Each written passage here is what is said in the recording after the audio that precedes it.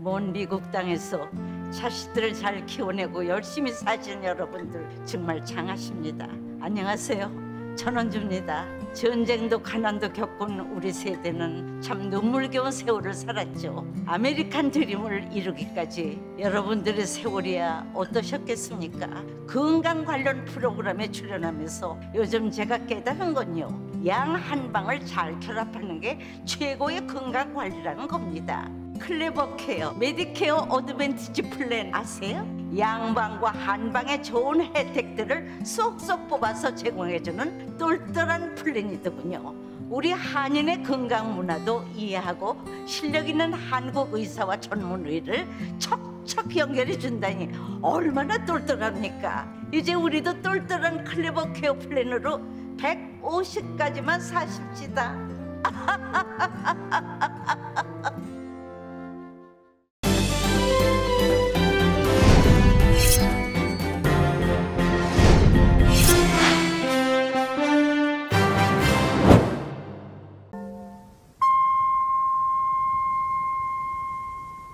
기분 좋은 10월, 여러분의 웃음이 한 달 내내 가득하시길 바랍니다.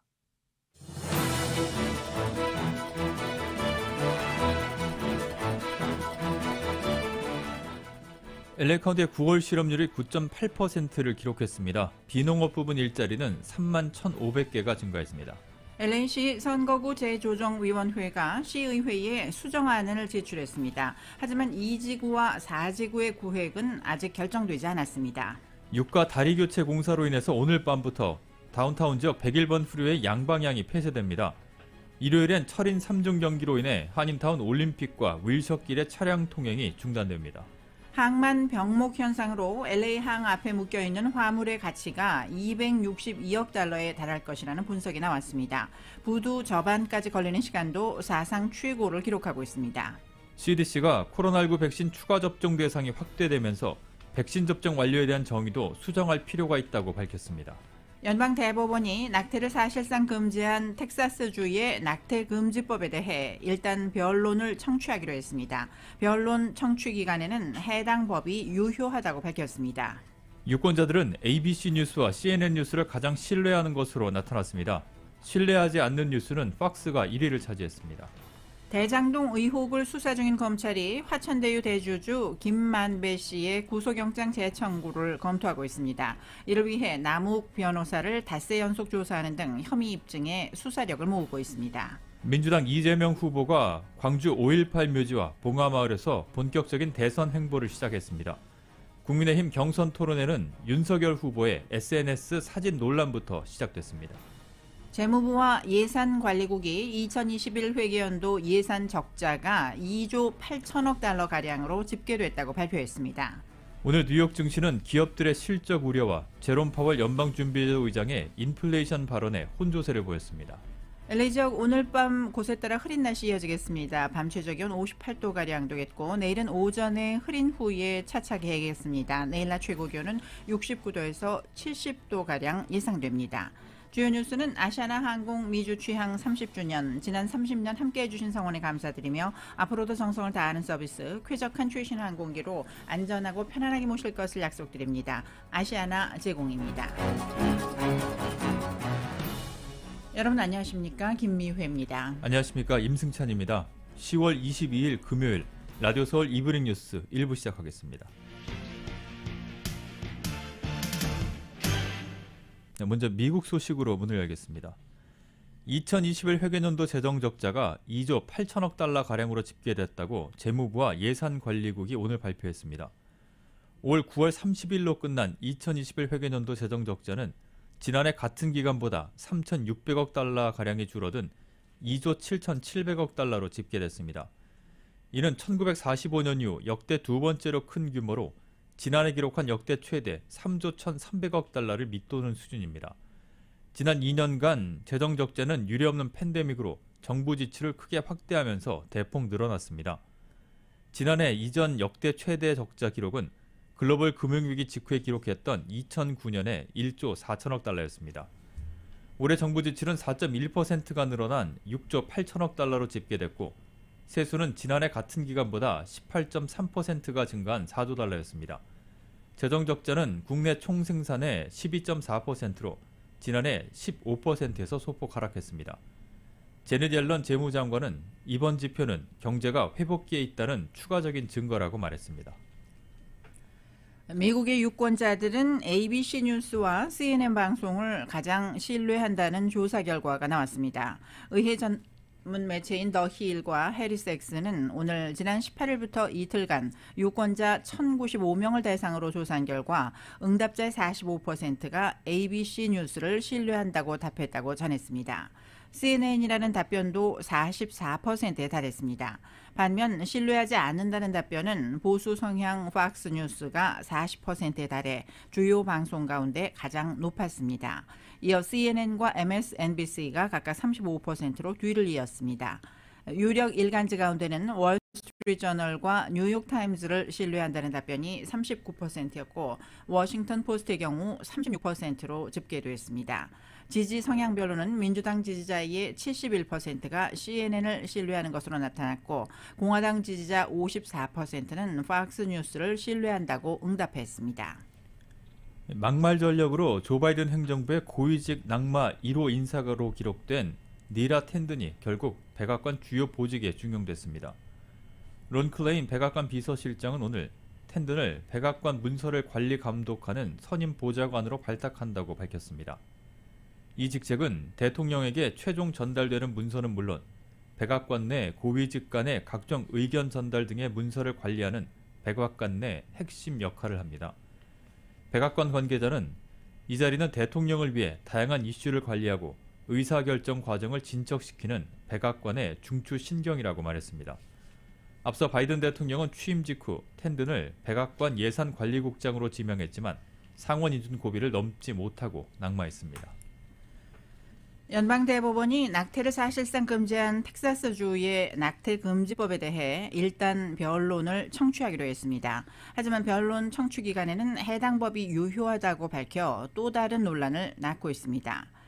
텍사스주의 낙태금지법 시행을 막아달라는 연방 법무부의 요청에 다음 달 1일 해당 법에 대한 변론을 듣겠다고 밝혔습니다. 텍사스 낙태금지법에 대해 연방정부가 소송을 제기할 권리가 있는지를 결정하겠다는 것입니다. 대법원이 이 과정을 거쳐 공식 심리에 착수할 경우 미시시피주가 제기한 낙태 관련 소송과 맞물려 중대 판례로 작용할 전망입니다. 대법원은 미시시피주의 낙태금지법과 관련한 심리를 12월에 시작합니다. 앞서 텍사스는 지난달부터 태아의 심장박동이 감지되는 시점부터 낙태를 금지하는 내용의 법안을 시행했습니다. 이 법안은 특히 강간이나 근친상간의 경우에도 예외 없이 적용돼 큰 논란을 불러일으켰습니다. 공화당의 아성으로 불리는 텍사스주가 지난 대선이 사기 선거였다고 주장하며 불법 선거 신고 포상금을 내걸었다가 망신을 당했습니다. 공화당 소속의 댄 패트릭 텍사스 부지사는 지난해 11월 대선이 끝난 직후에 부정선거 행위를 신고하는 전국의 모든 제보자에게 최대 100만 달러의 포상금을 지급하겠다고 발표했습니다. 하지만 민주당이 불법 선거를 저질렀다는 제보는 들어오지 않았고 오히려 공화당은 부정선거 행위가 텍사스주에 접수됐습니다. 민주당 소속의 선거 참관인인 에릭 프랭크가 공화당원의 불법 투표를 적발해서 신고한 것입니다. 프랭크는 대선 당시 펜실베니아주 체스터 카운티 투표소에서 참관인으로 일하면서 72살의 공화당원인 렐프 서먼의 부정선거를 적발했습니다. 이 서먼의 부정선거를 신고해서 2만 5천 달러의 포상금을 받은 프랭크는 패트릭 부지사가 대선 사기를 주장했지만 입증하는 데 실패했다면서 그가 포상금을 내걸어줘서 고맙다고 꼬집었습니다. 조 바이든 대통령이 에마뉴엘 마크롱 프랑스 대통령과 오늘 통화를 하고 협력 강화 입장을 확인했습니다. 두 정상은 오늘 통화에서 사하라 지역의 평화 정착 지원 및 인도 태평양에서 협력 강화를 위한 그간의 노력을 점검했다고 백악관은 밝혔습니다. 이들은 또 북대서양 조약기구인 나토와 상호 보완 속에서 유럽의 국방력 강화 방안에 대한 논의도 진행한 것으로 전해집니다. 바이든 대통령은 다음 주 이탈리아 로마에서 열리는 주요 20개국 G20 정상회의에서 마크롱 대통령과 만나 대화를 이어나가기를 기대한다며 양국 간 협력 강화 방안에 대한 논의를 지속할 방침이라고 백악관은 강조했습니다. 바이든 대통령은 또 카멀라 해리스 부통령의 다음 달 파리 방문이 양국의 우호 관계를 심화하는 중요한 계기가 될 것이라고 언급했습니다. 두 정상은 앞서 지난달 말 오커스 발족 이후 갈등이 첨예한 상황에서 별도 통화를 갖고 이달 말 정상회담 개최를 합의한 바 있습니다. 토마스 오에아 칸타나 유엔 북한 인권 특별 보고관이 코로나19 사태를 근거로 국제사회의 대북 제재 완화를 촉구했습니다. 킨타나 보고관은 오늘 뉴욕 유엔 본부에서 기자회견을 열고 코로나19 대유행의 상황에서 안보리가 제재 체제를 재평가해야 한다며 필요하면 이러한 제재를 완화해야 한다고 말했습니다. 이어 유엔 안보리 총회에 제출한 보고서를 통해서도 인도주의적 위험에 처한 북한 주민들을 위한 안보리 제재 완화 필요성을 강조했습니다. 킨타나 보고관은 보고서에서 북한 주민들의 기아 위험과 의약품에 대한 접근성 악화를 우려하면서 현재 악화하는 인도주의적 상황은 위기로 변할 수 있다. 이는 피해야 한다라고 밝힌 것으로 전해졌습니다. 북한이 최근 잠수함 발사 탄도미사일인 SLBM 시험 발사에 나서면서 무력 시위 수위를 점차 높일 조짐을 보이고 있습니다. 일각에서는 핵실험과 ICM 발사 등 이른바 레드라인까지 넘어설 수 있다는 우려도 제기되는데 협상력을 높이려는 북한과 미국 간의 기싸움이 최대 변수가 될 것으로 보입니다. YTN입니다. 지난달 탄도미사일과 극초음속 미사일 시험 발사, 그리고 지난 19일 잠수함 발사 탄도미사일 SLBM 시험 발사. 북한의 이딴 무력 시위는 명백히 유엔 안보리 결의 위반입니다. These are unlawful activities. They are in violation of multiple Security Council resolutions and they are unacceptable.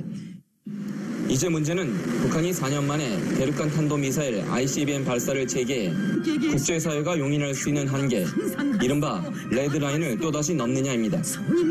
김정은 국무위원장은 지난 1월 당대회에서 핵잠수함 전술핵 개발과 함께 ICBM의 명중률 제고 등을 국방과업으로 제시한 바 있습니다.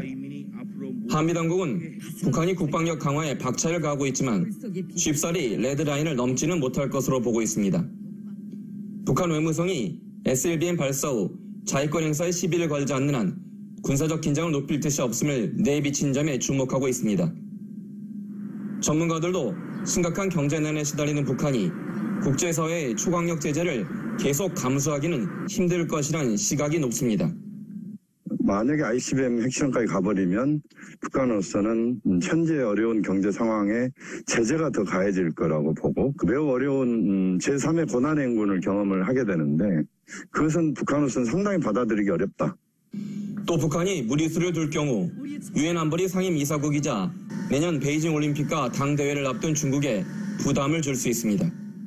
북한의 그 강력한 도발은 중국으로 하여금 미중 관계를 우선시할 것이냐 아니면은 다시 북중 관계를 끌어안고 가야 되느냐라는 심각한 고민거리를 던지게 되는 겁니다. 북한은 이런 대내외 상황을 염두에 두면서 제재 완화 등 북미 협상의 주도권을 잡기 위해 압박 수위를 조절할 것으로 보여 미국 정부의 향후 대응이 한반도 정세의 주요 변수가 될 전망입니다. YTN 이교준입니다. 로이드 오스틴 국방장관이 계속해서 대만 군대를 지원하겠다고 밝히면서도 미군이 중국에 맞서 대만을 방어할지에 대해서는 말하기를 거부했습니다. 오스틴 장관은 벨기에 브뤼셀 북대서양조약기구 본부에서 취재진에게 여러 행정부에서 해왔듯이 스스로 방어를 위해 필요한 어느 정도의 능력을 대만이 갖추도록 계속해서 도울 것이라고 말했습니다. 하지만 중국이 공격할 때와 같은 대만과 관련한 가정에 대해서는 언급하지 않겠다고 덧붙였습니다. 오스틴 장관은 미국은 하나의 중국 원칙을 약속하지만 이는 미국이 대만에 강력한 군사장비를 포함한 지원을 제공하는 것을 막는 것은 아니라고 말했습니다.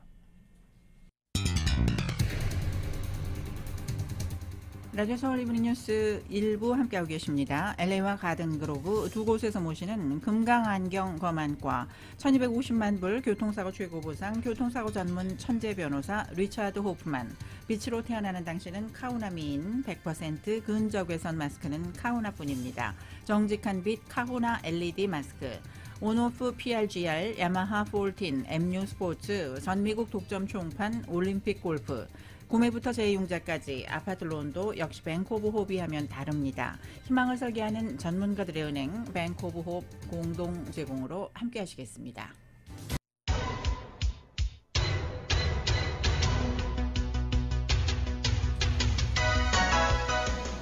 5시 17분 향하고 있습니다. 라디오 서울 이브닝 뉴스 함께하고 계시는데요. 이 시간 교통 상황 잠시 살펴보겠습니다. 5번 프리웨이 사우스 방면 4가 구간부터 주춤해지고 있습니다. 10번 프리웨이 웨스트 방면 만나는 구간부터 10마일 미만으로 속도 많이 떨어지면서 정체 현상 남쪽으로 내려가면서 포드 블루버드 인근까지 길게 이어지고 있습니다. 이 밖에 101번 프리웨이 사우스 방면도 할리우드 블루버드 구간부터 가다서다를 반복하면서 2번 프리웨이 만나는 구간까지 정체되고 있습니다.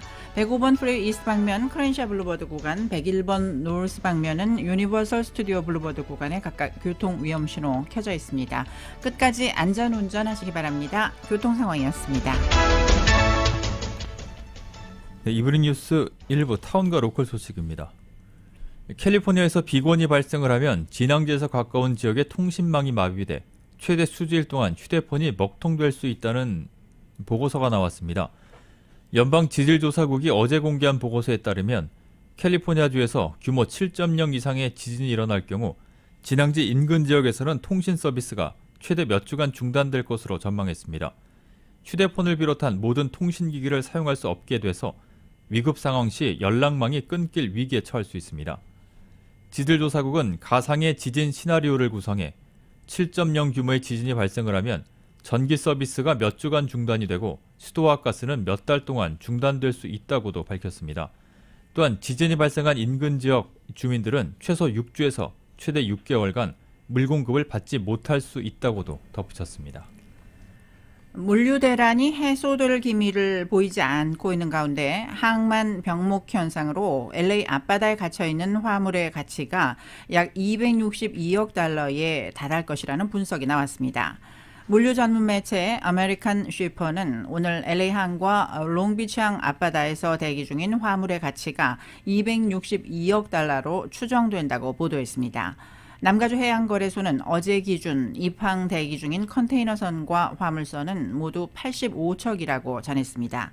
아메리칸 쉬퍼는 지난해 LA항을 이용한 컨테이너선의 화물 가치가 1TU당 평균 4만 4천여 달러였다며 현재 LA 앞바다에 떠있는 85척 배에 실린 화물 총량으로 환산하면 262억 달러에 이른다고 설명했습니다. 아메리칸 쉬퍼는 또 LA항과 롱비치항 병목 현상이 악화하면서 컨테이너선이 대기 수역에서 부두의 저반까지 걸리는 시간이 9월 초와 비교해 65% 늘어난 13일이라며 사상 최고를 기록하고 있다고 전했습니다. LA 카운티 실업률이 소폭 감소했습니다. 주 고용개발국에 따르면 9월 LA 카운티의 실업률은 9.8%로 전달과 비교해서 0.3%포인트 낮아졌습니다. 코로나 팬데믹이 한창이던 지난해 9월과 비교를 하면 3%포인트 이상 줄었습니다. 8월에서 9월 사이 LA 카운티의 비농업 부분 일자리는 3만 1,500개 늘었고 교육을 포함한 정부 분야에서 가장 많은 일자리가 창출됐습니다. 9월 오렌지 카운티의 실업률은 전달보다 1%포인트 낮아진 5%, 캘리포니아주 실업률은 8월과 같은 7.5%를 기록했습니다. 캐리스테이트 계열 졸업생 수가 코로나19에도 불구하고 역대 최다를 기록했습니다. 캐리스테이트에 따르면 전체 23개 캠퍼스의 2020-2021 학년도 학사학위의 수요자는 13만 2천여 명이라고 밝혔습니다. 졸업률을 높이기 위한 프로젝트를 시작한 지난 2015년 이후 2만 5천여 명이 늘어난 것으로 밝혀졌고 졸업생 수뿐 아니라 학생들의 졸업률도 상승했습니다. 2015년에 19%였던 4년 내 졸업률은 33%를 기록했으며 6년 내 졸업을 하는 학생들의 비율은 2015년 57%에서 지난해에는 63%로 증가했습니다. USC 내 남학생 사교 클럽이 성폭행과 관련한 일로 인해서 운영이 중단됐습니다. 누리 마르티네스 LA 시의회 의장이 시의회 선거구 재조정위원회가 제출한 이 선거구 재조정안이 주민들을 혼란스럽게 만들 것이라는 입장을 전했습니다. 로컬 소식 이은 기자가 종합했습니다. USC 대학 내 남학생 사교 클럽 프래터니티가 파티에 놀러온 여학생들을 성폭행한 사실이 알려져 하우스 운영이 중단되었습니다. 지난 21일 대학 측은 660번 웨스턴 28가에 위치한 시그마누 프래터니티 하우스에서 발생한 성폭행 신고를 접수받았다고 합니다. 신고한 여학생은 지난달 27일 프래터니티 하우스에서 열린 파티에서 자신은 성폭행을 당했다는 사실을 털어놓았다고 합니다. 해당 파티에서 술에 마약을 넣었다는 신고 또한 접수받았으며 대학 측은 마약을 이용한 성폭행 가능성이 있다고 전했습니다. 프래터니티 측은 성명을 통해 해당 사건에 관해 우려하고 있으며 대학 관계자와 조사를 위해 협력할 것이라는 입장을 전했습니다. 또한 대학 측의 조사에 따라 추후 행보를 결정할 예정이며 이번 사건과 관련해 적절하게 대응하겠다고 덧붙였습니다. 대학 측은 사교 클럽 시그마누의 운영을 중단시킨 것으로 알려졌습니다.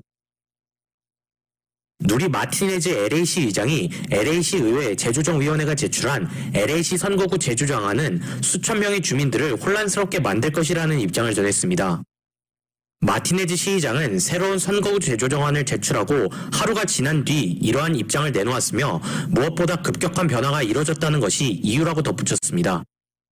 해당 선거구 재조정안은 같은 이유로 니티아라만 시의원과 폴 크래코리안 시의원의 비판을 받은 바 있으며 두 의원들이 대표하는 지역구가 영향을 받는 것으로 알려졌습니다. 특히 니티아라만 시의원은 지난 5일 트위터를 통해 선거구 재조정위원회가 추진하는 선거구는 자신이 대표하는 지역구가 사라지는 것이라고 비판했습니다. 크래코리아 시의원 또한 성명을 통해 해당 선거구 재조정안은 현지 주민, 한인을 비롯한 다른 인종 커뮤니티 투표자들의 영향력을 줄이고 의견을 제한시킨다고 밝혔습니다. 라디오 서울 뉴스 이은입니다.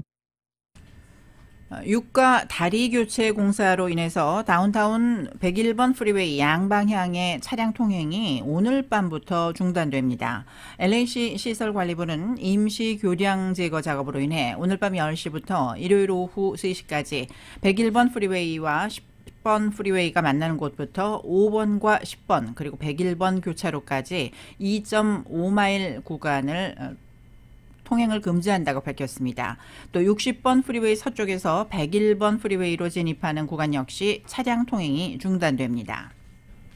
일요일인 24일에 열리는 허벌라이프 철인 3종 경기로 인해서도 타운을 비롯한 LA 일원의 차량 통행이 금지됩니다.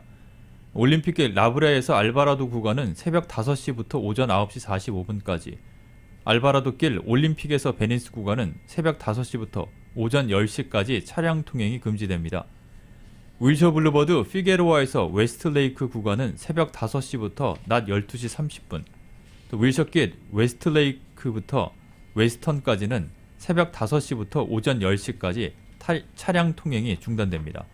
한편 올림픽길의 크로싱 포인트는 크랜쇼 웨스턴 애비뉴에 있고 윌셔길의 크로싱 포인트는 알바라도와 버먼트 애비뉴입니다. 하수도관이 무너지면서 쏟아진 오수로 인해서 싱크홀이 발생했습니다. LA 소방국은 오늘 아침 8시 15분쯤 500블락 사우스 미션 로드에서 95년 된 하수도관이 무너졌다고 밝혔습니다. 이로 인해 2,000갤런가량의 오수가 쏟아지면서 도로에 싱크홀이 발생했습니다.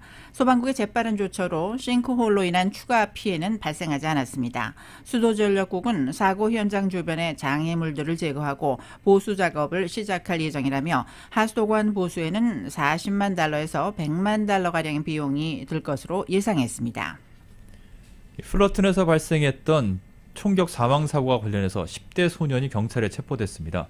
플러튼 경찰은 지난 5월 28일 3,500블락 웨스트 발렌시아 애비뉴에서 차량 한 대가 주택을 들이받아 운전자가 사망한 사고와 관련해서 17세 소년을 용의자로 체포했다고 밝혔습니다.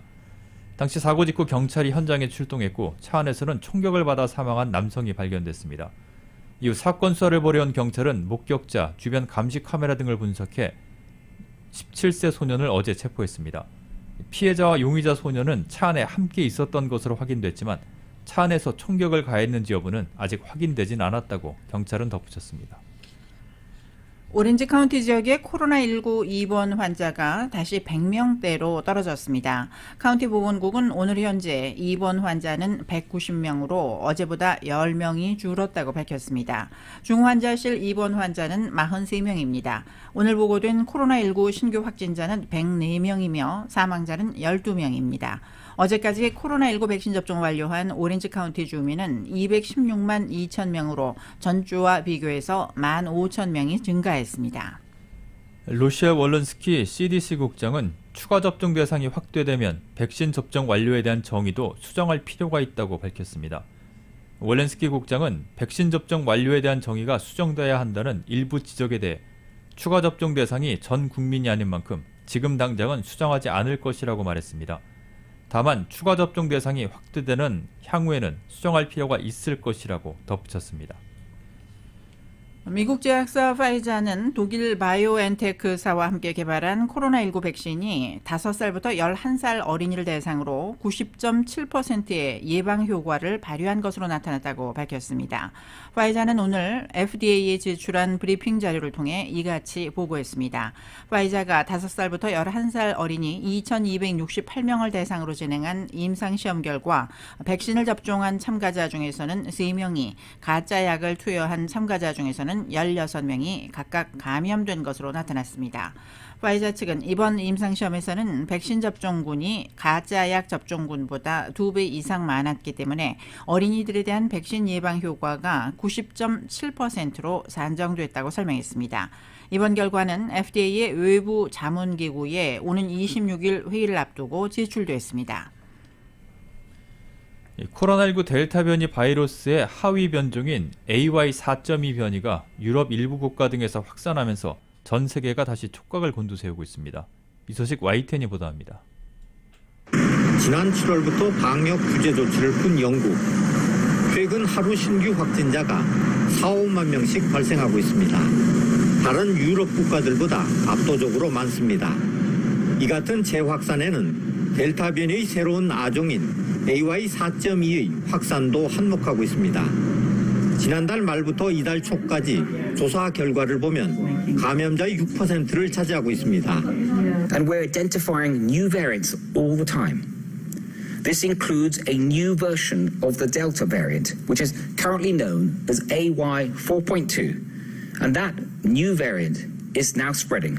러시아에서도 AY4.2 감염 사례가 여러 건 확인됐습니다. 현지 매체는 보건 전문가들을 인용해 더 폭넓게 확산하고 있을 수 있다고 전했습니다. 러시아 역시 휴무령을 내릴 만큼 감염자 급증 사태를 겪고 있습니다. Безусловно, поддерживаю ваше предложение, уважаемые коллеги, об объявлении по всей стране нерабочих дней с сохранением за работниками заработной платы в период с 30 октября по 7 ноября включительно. 미국과 이스라엘에서도 AY4.2 감염 사례가 확인돼 보건당국이 촉각을 곤두세우고 있습니다. AY4.2의 전염성이 기존 델타 변이보다 높다는 증거는 아직 확인되지 않았습니다. 하지만 일각에서는 전염성이 더 크다는 분석도 나오고 있습니다. 웰컴 트러스트 생어 연구소의 제프리 베럿 박사는 AY4.2가 기존 델타 변이보다 전파력이 10에서 15% 더 강할 수 있다고 말했습니다. YTN 김영근입니다. 라디오 서울 이브닝 뉴스 함께하고 계십니다. 잠시 후에는 한국 소식 간추려드리겠습니다.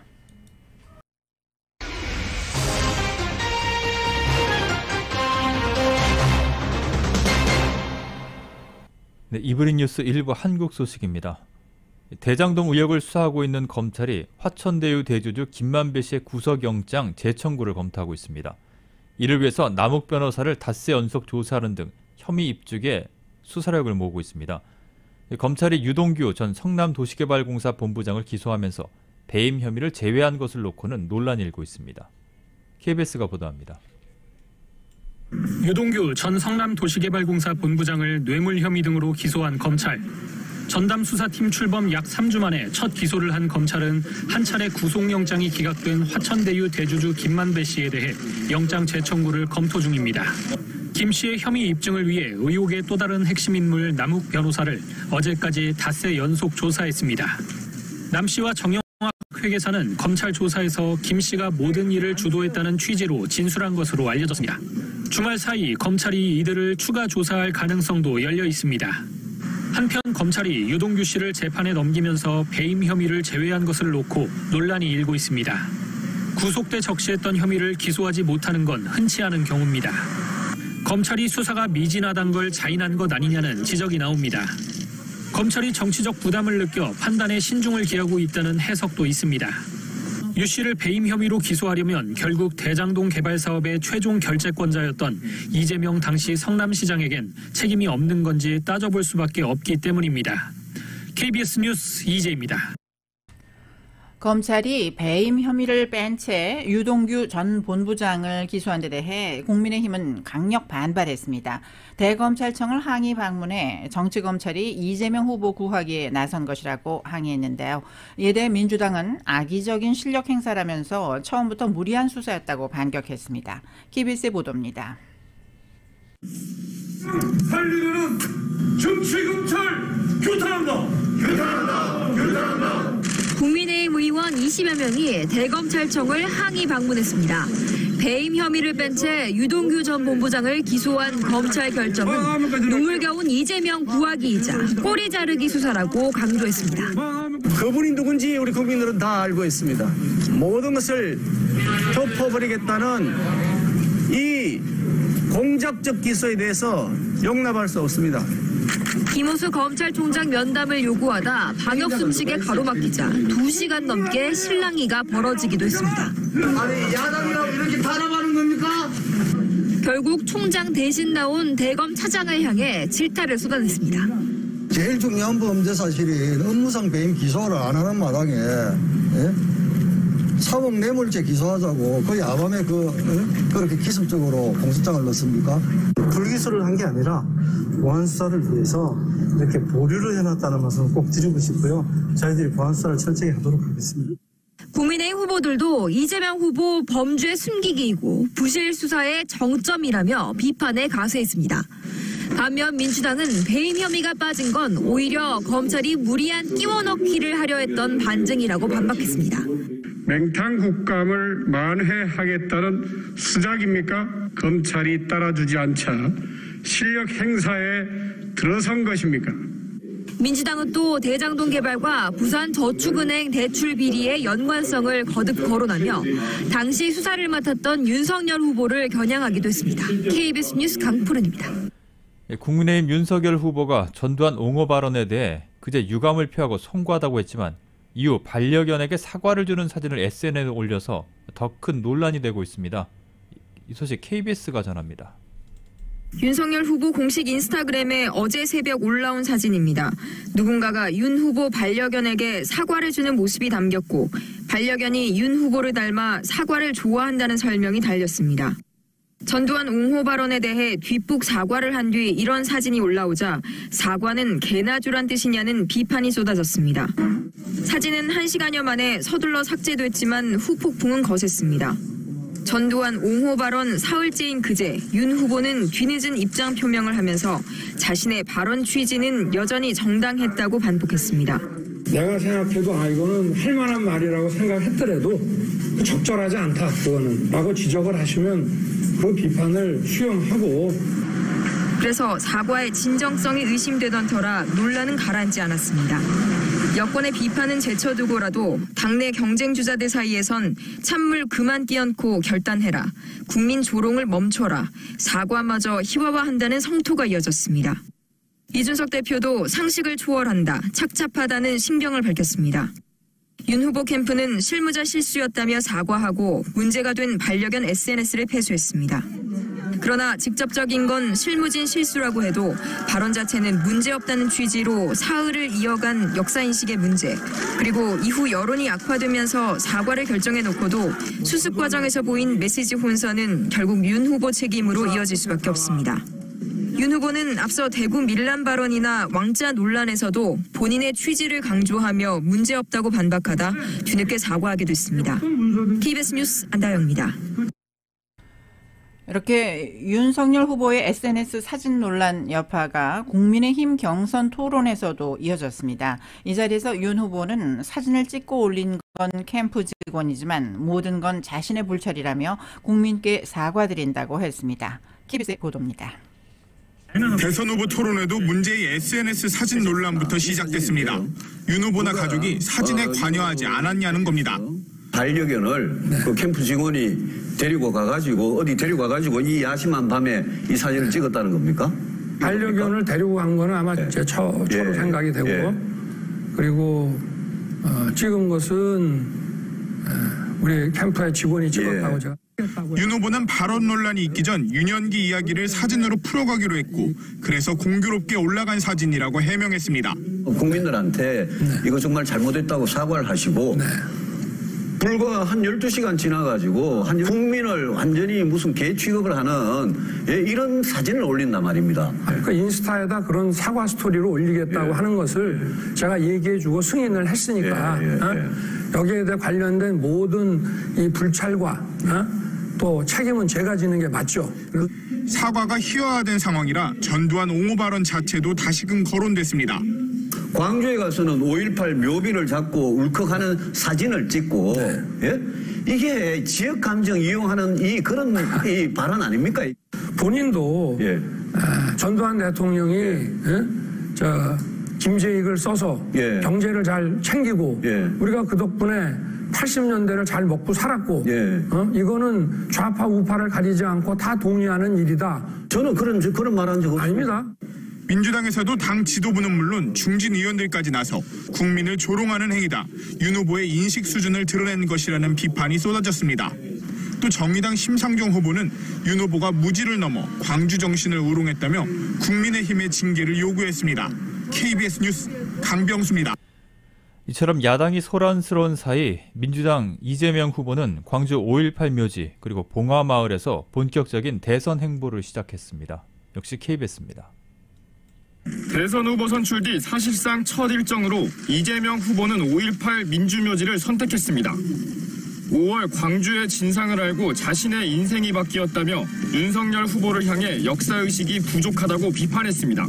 민주주의 체제 속에서 혜택만 누리던 분이어서 전두환이라는 이름이 가지는 그 오목함을 전혀 이해하지 못했을 겁니다. 집단학살범 전두환 씨는 꼭 처벌해야 한다며 묘역 입구 바닥에 있는 전두환 표지석을 밟기도 했습니다.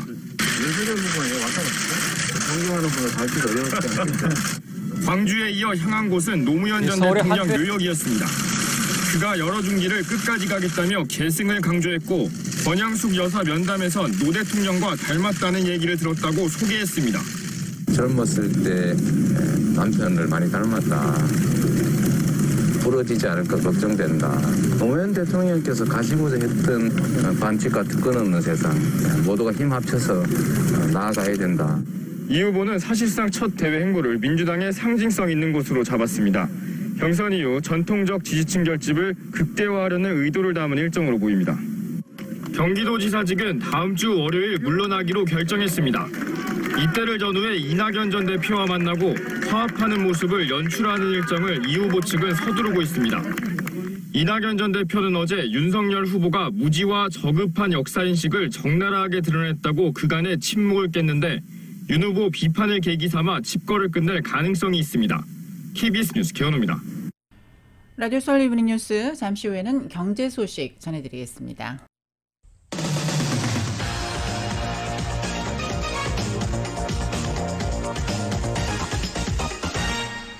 이브닝 뉴스 일부 경제 소식입니다.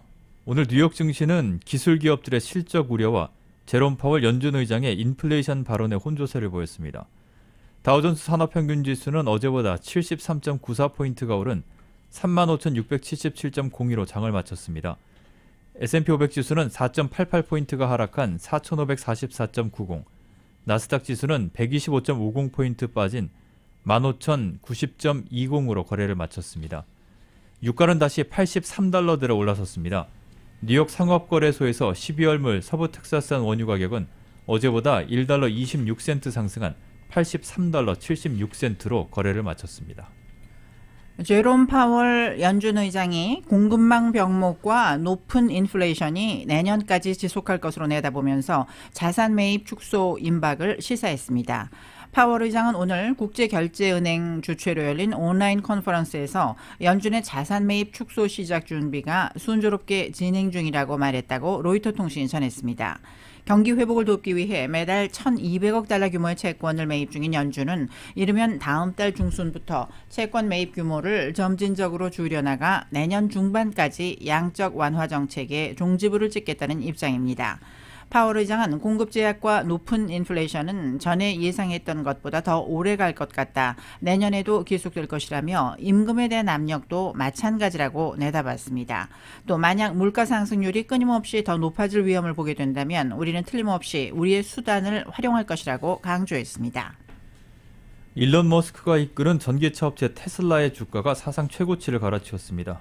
테슬라는 오늘 개장 직후에 $900를 뛰어넘었고 어제보다 1.75%가 오른 $909 68센트로 장을 마쳤습니다. 이 블룸버그는 테슬라 주가가 사상 최고치를 경신하면서 시장 가치 1조 달러를 향한 인류 기업에 한 발 더 다가섰다고 보도했습니다. 미국이 올해 안에 경기 침체로 빠져들 수 있다고 다트머스 대학의 데이비드 데니 블렌치 플라워 교수가 예상했습니다. 마켓워치에 따르면 블렌치 플라워 교수는 마켓워치와의 인터뷰에서 올해 말 이전에 미국이 또 다른 경기 침체에 진입할 것이라고 말했습니다. 블렌치 플라워 교수는 2007년, 2008년 미국 경기 침체 시작을 예상한 바 있습니다. 그는 경기 침체가 올 가능성을 보여주는 지표로 미국의 소비자 신뢰지수 하락을 꼽았습니다. 컨퍼런스 보드가 집계한 캘리포니아, 플로리다, 일리노이, 미시간, 뉴욕, 오하이오, 펜실베니아, 텍사스 등의 소비자 기대가 하락한 것을 심각하게 받아들여야 할 것이라고 설명했습니다. 블렌치 플라우 교수는 2007년 봄 소비자 기대가 정점에 이르렀다가 떨어지기 시작했고 12월까지 이 수치가 무너졌다며 2021년에도 같은 일이 일어났다고 짚었습니다. 메리데일리 샌프란시스코 연방준비은행 총재가 인플레이션이 눈에 띄게 상승하고는 있지만 금리 인상은 경제에 도움이 안 될 것이라고 말했습니다. 데일리 총재는 기업협회가 주최한 온라인 행사에서 일부 인플레이션 수치는 깜짝 놀랄 수준이며 지금까지 인플레이션 급등은 팬데믹이 주도해 왔다며 이같이 밝혔습니다. 그는 기대 인플레이션도 상승하고 있다면서 인플레이션 수치가 내년에 어디로 갈지는 아무도 모른다라고 말했습니다. 데일리 총재는 내년에도 인플레이션이 높으면 금리를 올릴 수 있다면서도 인플레이션이 높다는 예측만으로 금리를 인상하면 경제와 일자리를 이룰 수 있다고 지적했습니다. 미국의 10월 제조업과 서비스업 경기 모멘텀이 엇갈렸습니다. 정보 제공업체 IHS 마켓에 따르면 10월 제조업 구매자 관리 지수인 PMI 예비치는 59.2로 전월 확정치인 60.7보다 하락했습니다. 오늘 수치는 월스트리트저널이 집계한 애널리스트들의 예상치인 60.5를 밑돌았습니다. 10월 제조업 PMI 예비치는 7개월 만에 가장 낮은 수준을 보였습니다. 제조업 PMI는 지난 4월에 60.5를 기록한 후 5월부터 7월까지 연달아 역대 최대치를 경신했지만 9월과 10월에는 하락했습니다. 10월 서비스업 PMI 예비치는 58.2를 기록했습니다.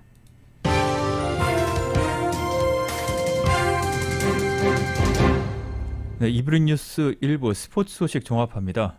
PGA 투어 그리고 LPGA 투어는 각각 일본과 한국에서 열리고 있습니다. PGA 투어 조조 챔피언십 2라운드에서는 일본의 간판인 마쓰야마 히데키가 중간 합계 8언더파 132타로 단독 선두에 올랐습니다. 2위인 캐머런 트링갈라와는 한타 차입니다. 1라운드 선두였던 이와타는 3타를 잃으면서 공동 7위로 밀렸고 김시우와 이경우는 미국의 모리카와 등과 함께 1언더파 139타 공동 22로 라운드를 마쳤습니다. LPGA 투어 BMW 레이디스 챔피언십에서는 안나린과 이미정이 각각 11언더파 133타로 공동 1위를 기록한 채 2라운드를 마쳤습니다. 전인지와 데니엘 강이 10언더파 134타로 공동 3위로 라운드를 마쳤고 고진영 선수는 135타 단독 5위에 올랐습니다. LA 엔젤스의 오타니 슈웨이가 야구 전문 잡지인 베이스볼 아메리카가 선정한 올해의 메이저리그 선수로 뽑혔습니다. 아메리칸 베이스볼 아메리카는 오타니가 메이저리그 역사상 최고의 한 해를 보냈다면서 투수와 타자로 풀타임을 뛰며 새로운 역사를 썼다고 설명했습니다. 이 플레이오프 아메리칸 리그 챔피언십 시리즈 6차전 지금 경기가 진행되고 있는데요. 이 휴스턴 애스트로스가 보스턴 레드삭스에 1대0으로 앞서고 있습니다. 경기는 3회 초 진행 중입니다.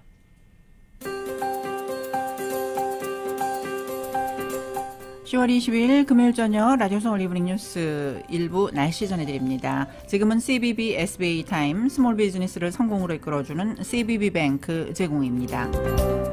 LA 지역 오늘 밤 곳에 따라 흐린 지역들이 대부분이겠습니다. 밤 최저 기온은 58도까지 내려가겠고 내일은 오전에 흐린 후 오후에 차차게 해겠습니다. 내일 낮 최고 기온 69도에서 70도가량, 밤 최저 56도가량을 보이겠습니다. 한편 일요일에도 LA 지역은 낮 최고 기온 70도가량을 보이면서 비슷한 기온 분포가 이어지겠습니다. 내일 오렌지 카운티 지역 낮 최고 기온 72도, 웰리와 인랜드 엠파이어 지역 역시 72도, 그리고 해안가는 67도의 낮 최고 기온을 보이겠습니다. LA 카운티 해안가에 오늘 저녁 6시부터 내일 저녁까지 파도주의보가 발효 중입니다. 하와이 호놀룰루 오늘 밤 곳에 따라 구름 끼겠고 바람이 10마일에서 20마일 정도로 불겠습니다. 밤 최저 기온 74도, 내일은 대체로 맑겠습니다. 낮 최고 84도로 예상됩니다. 끝으로 한국 날씨입니다. 오늘은 서리가 내린다는 절기 상강인데요. 아침 기온은 섭씨 6도가량으로 꽤 춥지만 낮 기온은 서울 18도, 대구 20도가량으로 선선해서 일교차가 크겠습니다. 오늘은 전국이 대체로 맑겠습니다. 날씨는 지금은 CBB SBA 타임 스몰 비즈니스를 성공으로 이끌어주는 CBB 뱅크 제공이었습니다.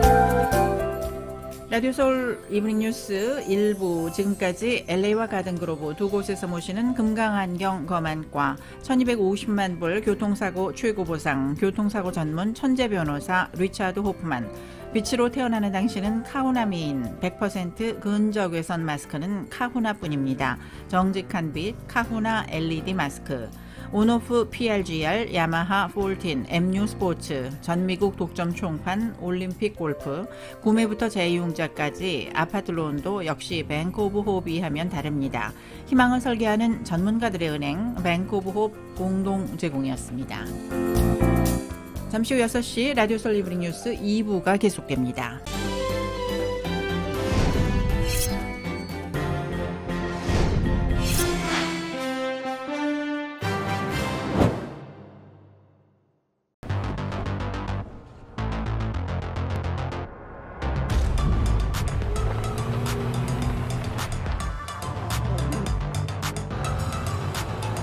가득 치르세요.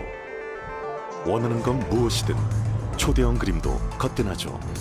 언제나 기아 카니발 MPV는 자신있게 말합니다. 당신의 다음 도전은 무엇인가요? 기아 카니발 MPV